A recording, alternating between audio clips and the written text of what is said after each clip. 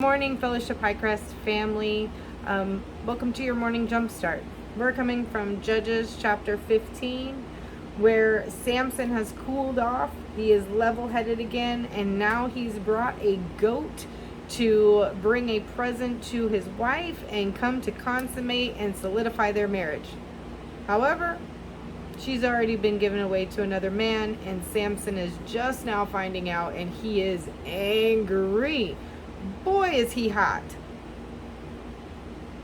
So Samson wants somebody to feel his pain and feel his wrath, and so he destroys the Philistines' fields of grain, destroys their vineyards, destroys their olive orchards.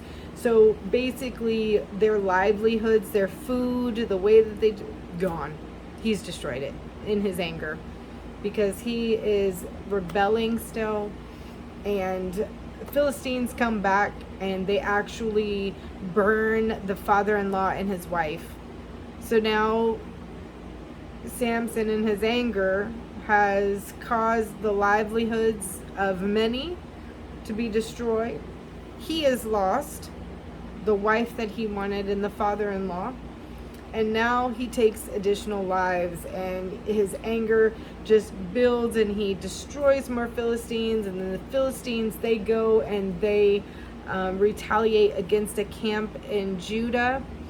And then they go and they capture Samson and take him to these Philistines who believe that since Samson's been captured, they have won. However, they don't know that Samson has been blessed. Like, Samson has been given over to God for God to use for his will and his purposes.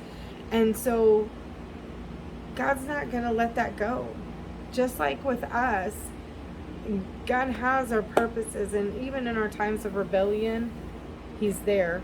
Because it says here, I'm going to read this real quickly from the word, and this is verses 13 to, we're going to go all the way to 19. "We will only tie you up and hand you over to the Philistines," they replied. "We won't kill you."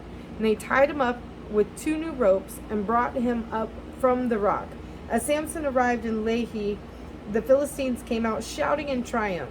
But the Spirit of the Lord came powerfully upon Samson, and he snapped the ropes on his arms as if they were burnt strands of flax, and they just fell from his wrists.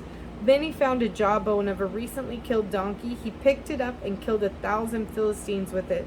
Samson said, "With the jawbone of a donkey, I've piled them in heaps. With the jawbone of a donkey, I've killed 1,000 men." When he finished his boasting, he threw away the jawbone, and the place was named Jawbone Hill.